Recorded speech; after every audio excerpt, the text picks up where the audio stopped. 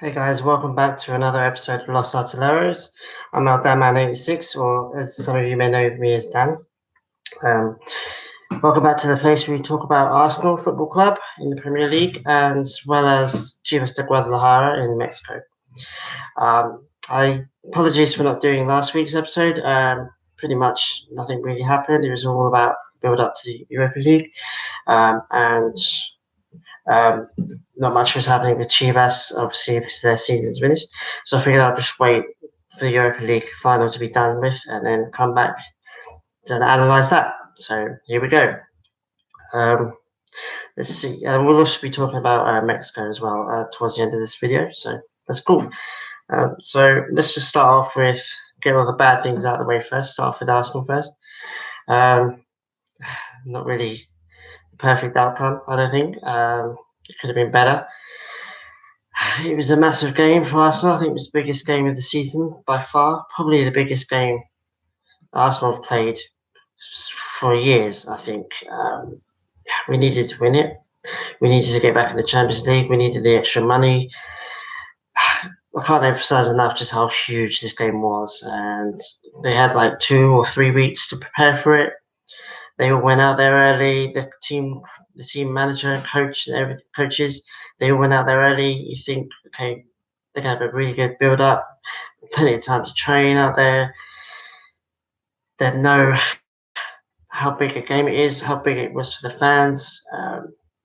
You just assumed that they'd come out with a massive attitude, that they'd have hunger for the win, basically. But that wasn't to be.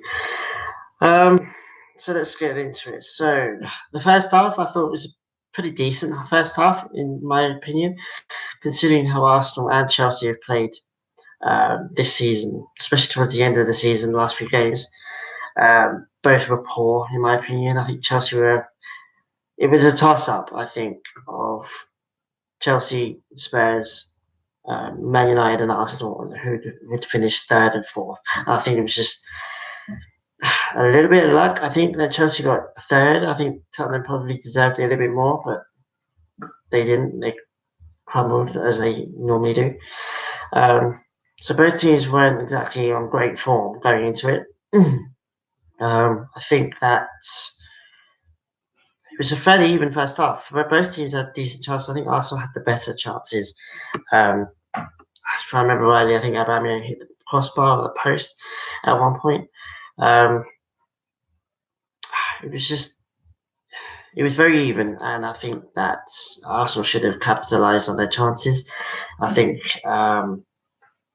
they regretted it, obviously. I think if we'd gone 1-0 up, maybe 2-0 up in the first half, it would have been very much a different game. But going into the half time, 0-0, I thought was pretty cool. I thought, okay, we're not losing. We've had the best chances. We'll have a little bit of a break at half time. We'll go out there.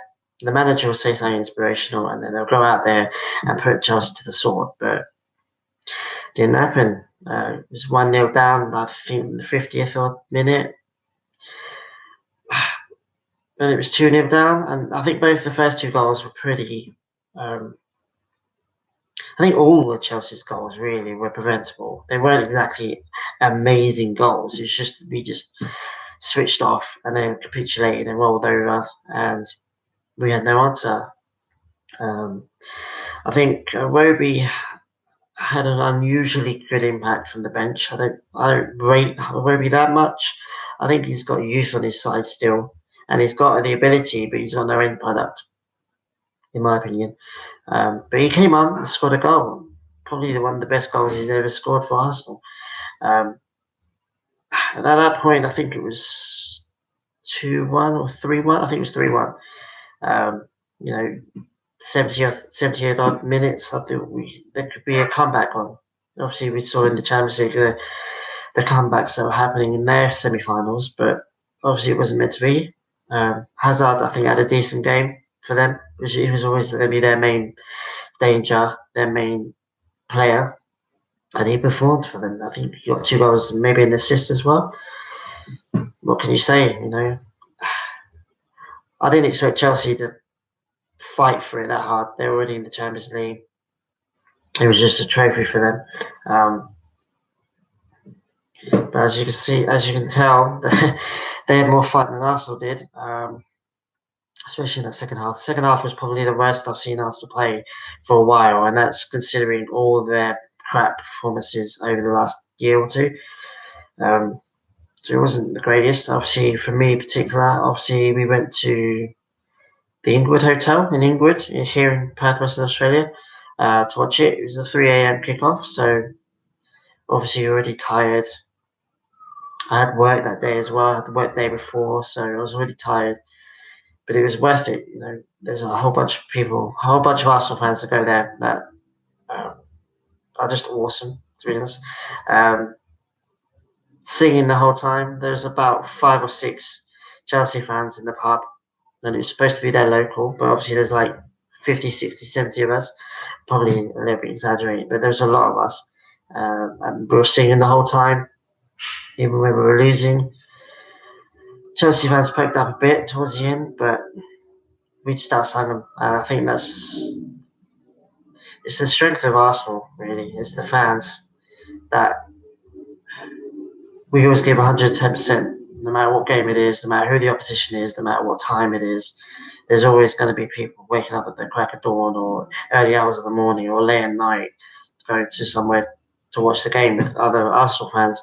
And I think the players need to wake up a little bit and realise that you've got a really good, strong fan base that idolises the club. And if you just put in a performance, that we love you for it. I'm not going to really talk about Giroud. I thought his goal was alright. It wasn't a spectacular goal. It was alright. We just had no threat defending aerial balls, in my opinion. Just let him score a goal. He went off celebrating. He didn't celebrate too extravagantly. I'll give him that. But his comments after the game, his comments before the game, about bleeding blue and all that other rubbish. Nah, I think you can praise Chelsea. You can praise the team that you're playing for. Obviously, he wants to praise them because he wants to stay at the club. He doesn't want to move. I think he would move if they didn't have a ban. But anyway, but I think there's like Oxlade-Chamberlain. He plays for Liverpool. He won the Champions League. Did he rub it in? Did he go, ha ha ha, Arsenal haven't won it? I moved clubs and I have, ha ha. No, he didn't. He respected his old club and praised his new club. As an Arsenal fan, I can't ask any more from that. I just don't go in on Arsenal so hard when there's no need to. Like, Giroud won the cup, well done. Go celebrate your teammates. But don't go and insult Arsenal, Anyway, I'm not going to talk about Giroud anymore. I think, as I said previously, I think this Europa League game is going to have a ripple effect now for at least another year. Obviously, we're in third year now of Europa League club, Europa League football. Do we call ourselves a Europa League club now? 3 years on the trot. There's an argument for that. It's the main clearest sign of just the decline of Arsenal over the last 5-6 years. Even when we were just moved to the Emirates, we had no money. We had rubbish players like Shamak and Bentner. We still were making the Champions League year in, year out. Granted, we weren't going too far in it, but we were still in it. And we still had the money, at least, and to attract good players. No top European player in a European club is going to want to go to a club that is not only in the Europa League, but has been in the Europa League for 3 years on the trot. So that limits us now on who we can bring in. It limits us on who we can take out. Obviously, we're losing a bunch of players on the free. Czech, Ramsey, I think Welbeck as well. Ramsey is a massive loss because he really used him, kept him. I think we should have kept him. Even if we wanted more wages, I think we should have kept him. He's a goal scorer. He's the only player that consistently scores from the midfield. And to lose him, we've got no one now. Not only that, but we have to go and replace him because none of the none of the midfielders we have now can score goals. Xhaka can score 1 or 2 a season. And then he can score 1 or 2 maybe every couple of years. I think he scored a banger the first time he started playing for us. Other than that, we need a consistent scorer in the midfield. We also need wingers. We don't have any out-and-out wingers at the club at the moment. Welbeck was playing out there. He's not really a winger. Aubameyang's not really a winger. He's been playing out on the left, I believe. I think we need to be bringing in some of the youth system as well. Reece Nelson had a really good season from what I saw in the Bundesliga. I think he needs to come in now. I think he walks into our first 11, to be honest. I think we don't really, well, as I said, we don't have any wingers, so he's a step above everyone else at the moment. Smith Rowe, because of our needs, I think he will probably stay in the club, but I would prefer to see him loaned out again. Because he got injured, he didn't really have a loan spell. He hasn't really played much, as I should be saying, over the last year or so. So I think I'd loan him out, but he'll probably stay because we don't have anyone else apart from Nelson. Iwobi, I don't think he's an out-and-out winger either. We've been playing him out there, but I think he's more of an attacker. It reminds me a little bit of Ox, where he's a winger, but he would rather be in the cam, rather be in the middle where the action is. As I say, Iwobi doesn't really have an end product. He can't really shoot, although he did score in the Europa League. Doesn't look like he's very good at shooting in general, and he doesn't seem to have a clinical pass or cross in him either. He's done it a couple of times, don't get me wrong, but he doesn't seem very good at it. He's very good at getting the ball and dribbling with it, and he'll one pass players, zigzag and whatever, but he just doesn't have anything at the end of it and loses the ball, and it's frustrating to watch. But anyway, as I say, it's a massive summer for Arsenal. I think we'll lose a few more players. Elneny, I think, is not good enough. I think he needs to go. But will he? We need the players now. Mustafi, I think, should be moving on. There's rumours about Italian clubs being linked into him. Excuse the noise, but that's just cleaning the leaves. So yeah, massive summer, sorry, for the club. We'll have to wait and see how it goes. I will obviously keep you guys updated as and when we sign or sell anybody. Let's just see. Let me know in the comments down below if you think there's any other players that should be sold. I think Mesut Ozil is a bit of a dividing figure in Arsenal. I think some people love him, want him to stay, while some people want him sold. I think unless a club comes in and signs him outright, then I think we should keep him. I don't agree with the whole loaning out. Excuse the noise, sorry about that. I don't agree with the whole loaning out and subsidising his wages to get him out of the club. I think it's slightly better to have him in the club than it is just to do that. I'd rather sell him, or I'd loan him out and not pay any of his wages, because that will free up his wages for somebody else, or to sign somebody else. But my opinion, I think we should keep Ozil. I think we need him. I think he can step up. He's definitely good enough for the Europa League. Not sure to think about any other players that could go. There's rumours that one of Aubameyang or Lacazette could be sold just to free up some cash. I don't think that's the best thing. I think we need to keep them both. They're both world-class players, although both didn't show up in the final. They should have done. I think one of them at least should have scored a goal. I think they're world-class players. I think they're good enough to keep us from falling further. Again, if one of them sold, we have to replace them because we don't really have any other strikers. Robert's leaving, and Ketia could be coming in, but he's not. A, he's not Premier League proven, and B, he's really young, so he's not fully developed yet. So there are players that are going to divide opinion. There's going to be rumours going around the whole summer now of the coach not being happy, the coach not liking this player, the player wants to leave, blah blah blah. Added to all the media circus that goes into transfer rumours involving Arsenal. Arsenal get links with everybody every summer. 99% of them don't pan out or are completely untrue. So we've got that to contend with as well. So it's going to be a fun summer, I think, in sarcastic terms, anyway.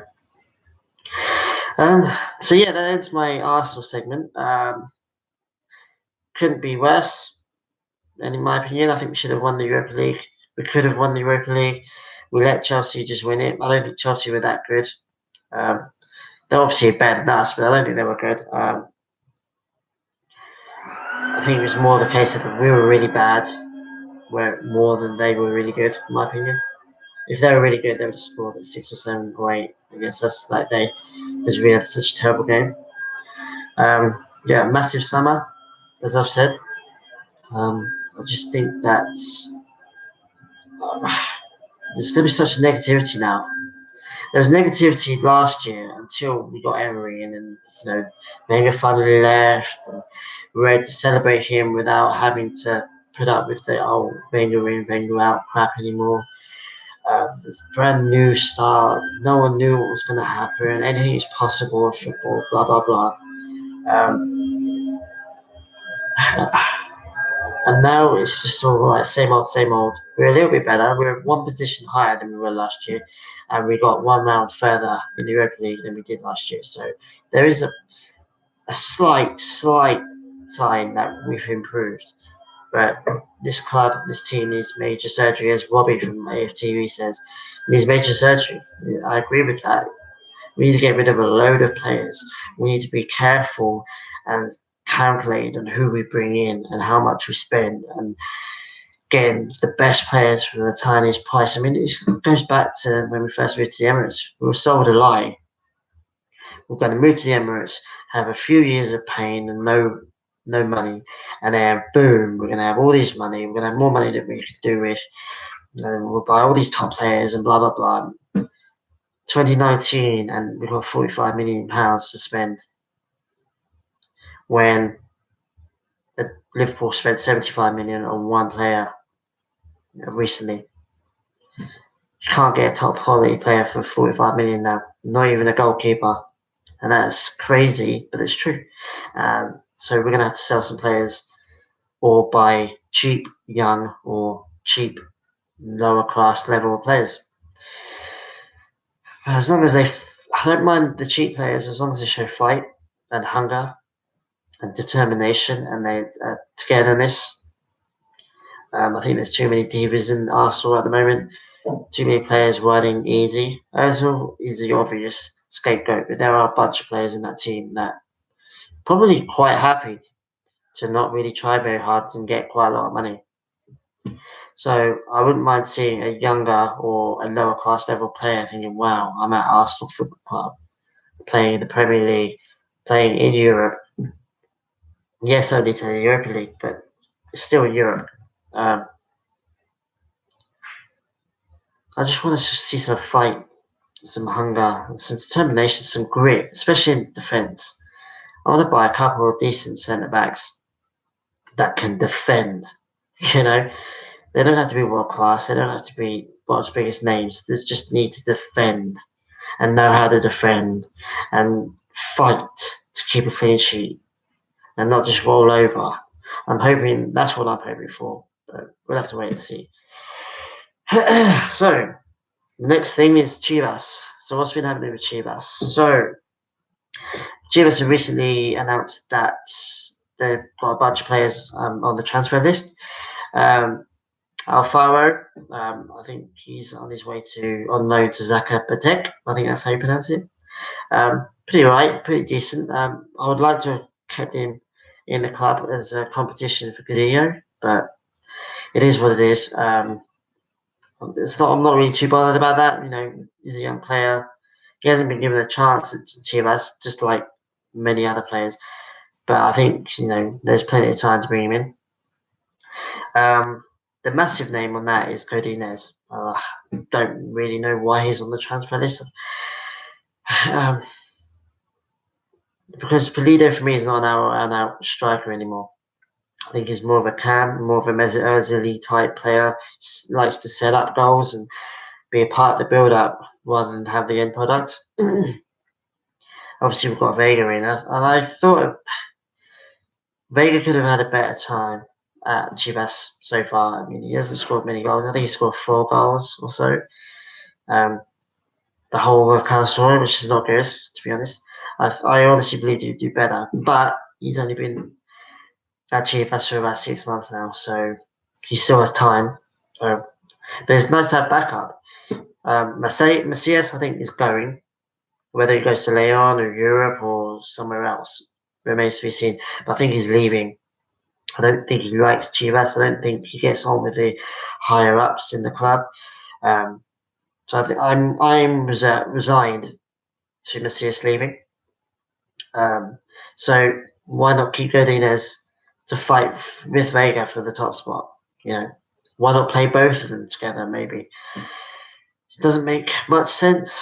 I'll be very interested to hear Chivas' either the coaches or the owners' reasons for letting him go.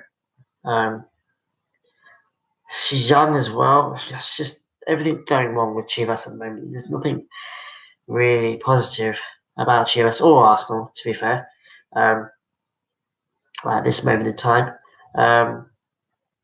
I think that, again, they've got a big summer coming up. Thomas Boy, I think, has got lots to prove. He's got lots to show the fans why he's the one that's been chosen to be coach of the club. I think he's obviously sold them something. He's obviously said, I'm going to do this, I'm going to do that, this is what I'm going to do, blah, blah, blah. I just want to know what that is, to be honest. Letting with Godinez, if that's a coaching decision or the owner's decision, or maybe the players demanded to leave, I'm not sure. I think he's definitely one of the players we should be keeping. Chivas' policy of letting go players the last couple of years has been baffling, in my opinion. Okay, we sold Pizarro because apparently we needed the money because of the divorce or whatever. Fine. But there's no reason, really, to get rid of Godinez, in my opinion. We need him. We're fighting relegation next year. We need to have a really good season in the Apertura, and get rid of one of your brightest prospects, especially as a striking position, is not the way to do it. But we'll have to wait and see. Chivas are surprisingly getting linked with players coming in, big players as well, like Briseño, the player that's playing in Portugal right now. I'm in two minds about this one because on one hand, excuse me, on one hand, for the club, it's huge because he walks into the centre back position and owns it and becomes the best centre back we've had for a long time. We definitely need a defender. We definitely need somebody to come in and control the back line, give Godinez a little bit of protection. Maybe that'll make Godinez play a little bit better. So for the club, for Chivas, it's a good move, depending on how much you pay for him. For the player, it's not a good move at all, really. I mean, Chivas, yes, they're one of the biggest clubs, biggest well-known clubs in Mexico, but they're not doing that great at the moment. Does he want to leave Portugal, come in and have a relegation scrap in Mexico? You know, for a club that's obviously in decline at the moment, that's not doing very well. Or does he want to stay in Europe, or does he want to go to a bigger Mexican club? Obviously, Tigres have just got Salcedo, so I don't think they're going to be in the market for a top centre back. They'd have to pay quite a bit for Briseño. I think anyone would. Monterrey could be for him, maybe. They could afford him. Club America could afford him. But I haven't heard any rumours linking either of those two clubs to him. So as I say, good move for Chivas, bad move for the player. Although the player might just want to come back, like Salcedo. I moaned and moaned about Salcedo going to Tigres, and now Chivas doing the same thing. It's kind of awkward a little bit, but there we go. Also linked surprisingly, really, with Alfonso Ponchito Gonzalez from Monterrey. Um, Absolutely one of my favourite players. I've actually loved him for years. He was actually my second favourite non-Chivas playing Mexican playing in Mexico. It's a bit of a long one now. Under Vega, for me it's Vega and then Gonzalez. I mean, Gonzalez walks into Chivas' first team, instantly becomes one of the club's best players. I think we could do with him, to be honest. He's an attacking midfielder. He can score goals. He can set them up. He can command the midfield as well. He hasn't had the best time with Monterrey. He's had a couple of injuries. He's been a bit quiet. They've obviously got a lot of competition in the midfield over there. Whereas Chivas, he walks into the club. He walks, virtually guarantees. I mean, you can never tell with Chivas, but he virtually guarantees starting every game or most of the games, provided he stays fit.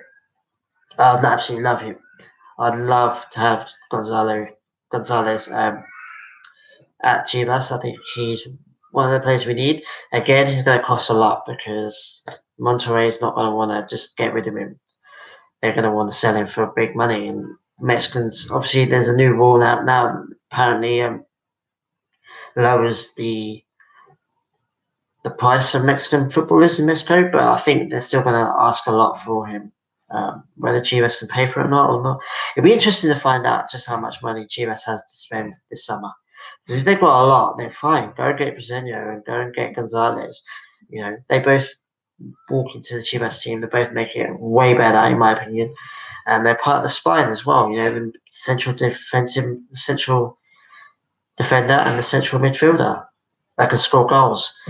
That's what Chivas needs, I think. Let me just think.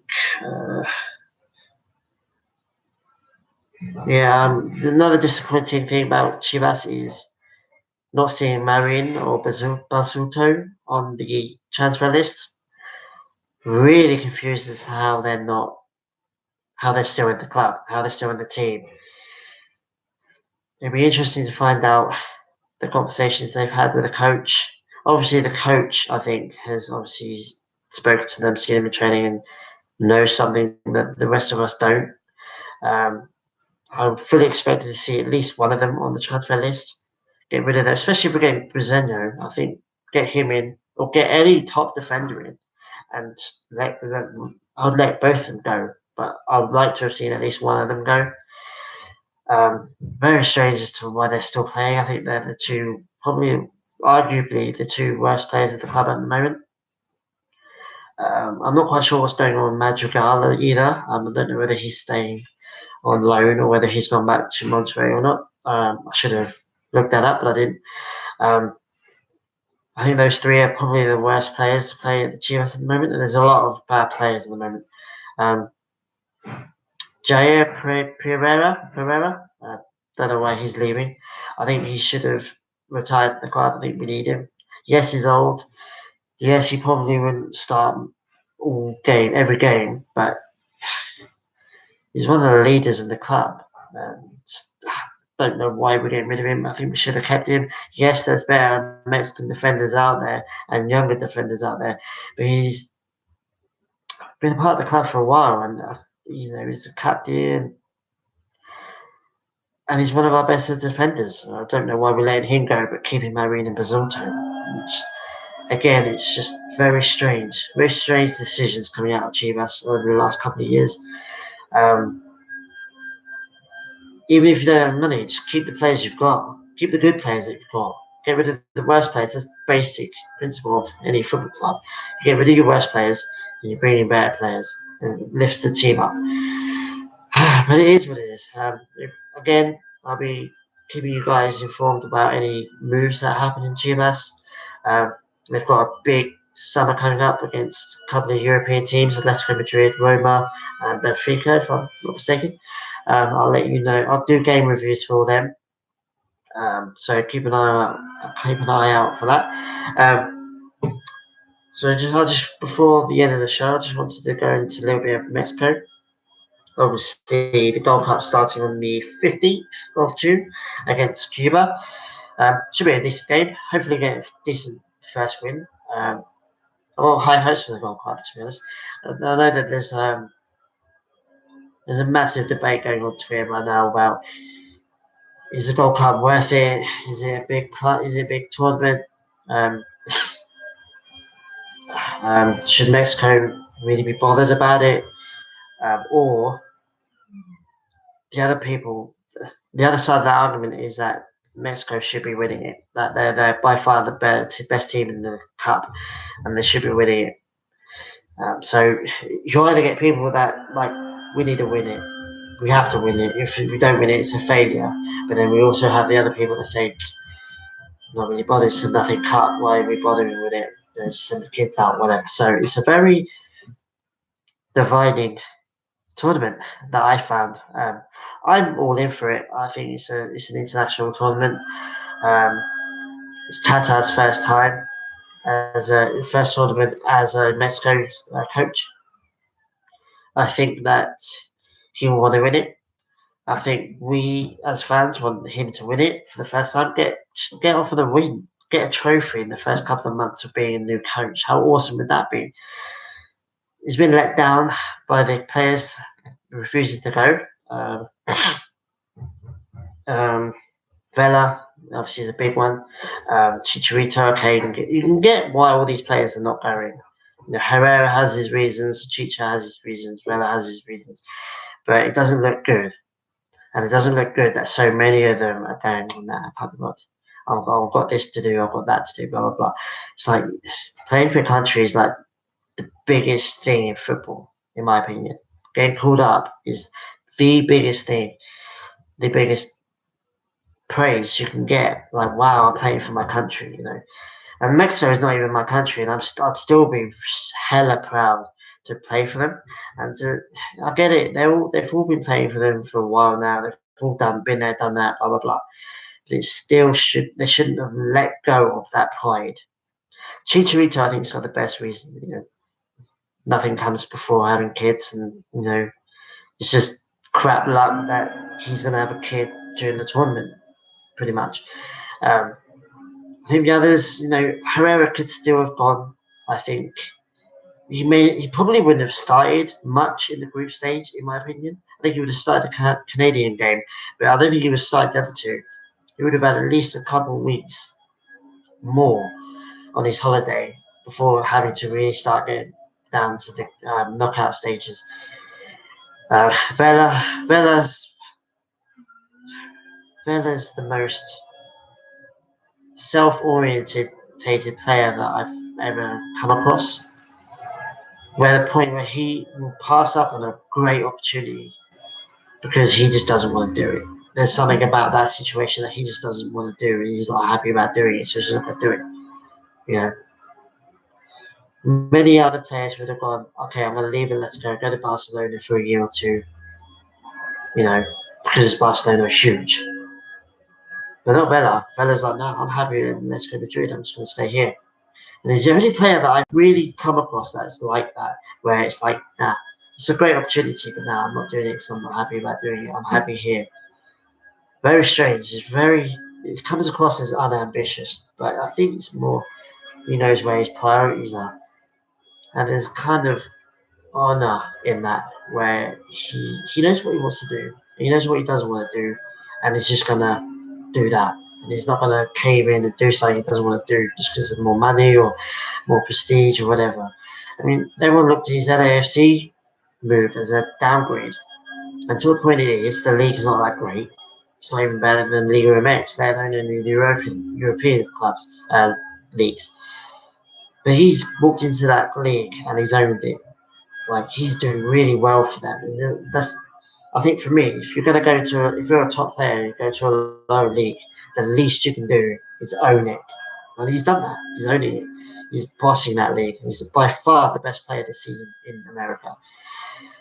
But he could have done something for Mexico this year in this Gold Cup. And it's a shame that he's not going to. And it's a shame that he's probably not going to play for Mexico again. I don't think he should. I think he should have come out and said, "I'm retiring." But the fact that he hasn't doesn't mean that the door's still open, or the door should still be open. I think he's lost the right to play for Mexico now, um, which is good for him because he gets to be happy and do what he wants. But it's good for the club, and it's good for the team as well. Younger players are going to get more chances now because Vella's not going to take their space. But anyway, enough of that. Enough of Villa. So starts in a couple of weeks, less than a couple of weeks now. I think it's like 12 days. Can't wait for that, to be honest. To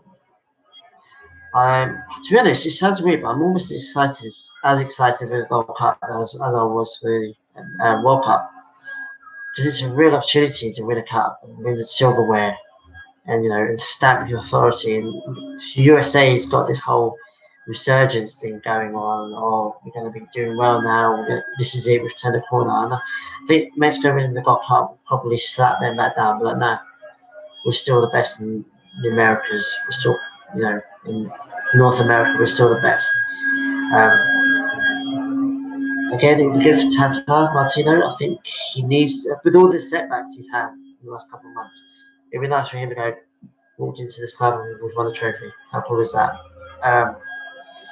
But we'll have to wait and see. Obviously, I'll do game reviews for each game of the Gold Cup. I'll probably do that on my phone and just upload it as and when. So yeah, I'm looking forward to that, to be honest. I'm one of those people that likes the Gold Cup. It may be the League Cup of internationals, but it's still a cup, and it's still something that Mexico should and could be winning. And it's just nice to watch Mexico play in a competitive game again. Not just all these friendlies, but an actual game that could mean something. So okay. Talking about friendlies, we've got the game versus Venezuela coming up on the 5th of June, as well as against Ecuador on the 9th. I'm not going to be able to watch either of those two games because they're on weekdays. I'm working those days. But I will be trying to watch either replays of the game or the game itself afterwards. I will be doing reviews on those as well. Hopefully that we win them both. I think we should win them both, especially Venezuela. Don't think they're a great team. Both teams are clearly not as good as Mexico, but they're good practice sessions. We're in the Gold Cup. We're going to be playing a lot of South American clubs, and I think getting some South American practicing is good. I think we should do that more with the European clubs as well. Play Norway more, play Sweden more, play Switzerland more. Hell, play England more. Get some European practice in. But yeah, decent practice runs. I think it'd be good to see. It'd be interesting to see what teams Tata comes out with, especially with all these absences. It'd be nice to see some younger players getting involved. I hope Vega gets some good game time. Pizarro too. Pizarro got called up. I think he got called up. I'm not sure. But I just want to see younger players getting called up. Actual real game time. That's the one good thing about having all these veterans not join up this time, is that the younger players and the fringe players can get more of a chance to show Tata, who's the main thing about the club right now. Show him hey, I haven't been given a chance because Vela or Chicharito or Herrera's been taking my spot this couple of years. But this is what I can do. Let me score a goal. Let me have a really good game.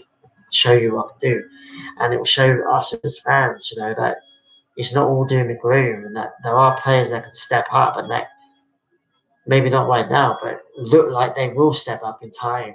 And obviously, this Gold Cup is practice for the next World Cup. Especially with getting new players in. We'll have to wait and see. So yeah, that's me rambling on for 40 odd minutes. I hope you enjoyed it. I hope you've engaged and agreed, or maybe disagreed with me, some of the things I've said about Arsenal, Chivas, or Mexico. Please leave a comments down below. I always reply to them. I don't get very many, so it's not like I have to troll through loads of comments, but I do. I do reply to all of them, and I like all of them. Even if you don't agree with me, let me know. Let me know what your opinions are. I want to start a discussion. I want to get involved in the debate. Debates don't always have to end up as arguments, in my opinion. We can agree to disagree. We can see each other's point of views. So let me know. If you agree with me, cool. It's always nice to be agreed with. But if you don't agree with me, tell me why and tell me what I said that was wrong, and then we can have a little bit of a discussion about it. I may come around to your point of view. You never know. Um, yeah. So as always, follow me on Twitter, ldamman86. Subscribe to me on this channel. I always appreciate it. I always follow back or try to on Twitter as well as YouTube and Instagram. I always follow back. I'm on ldamman86 on Instagram as well. Also follow my Facebook page, facebook.com/football ldamman86 football mexicano. Just search that in the search bar, it should come up. I'll put links in the description as well. So yeah, thanks for listening, and I'll be back next week with hopefully some transfer news, as well as the Mexico friendly reviews. Awesome. Take it easy, guys. Adios.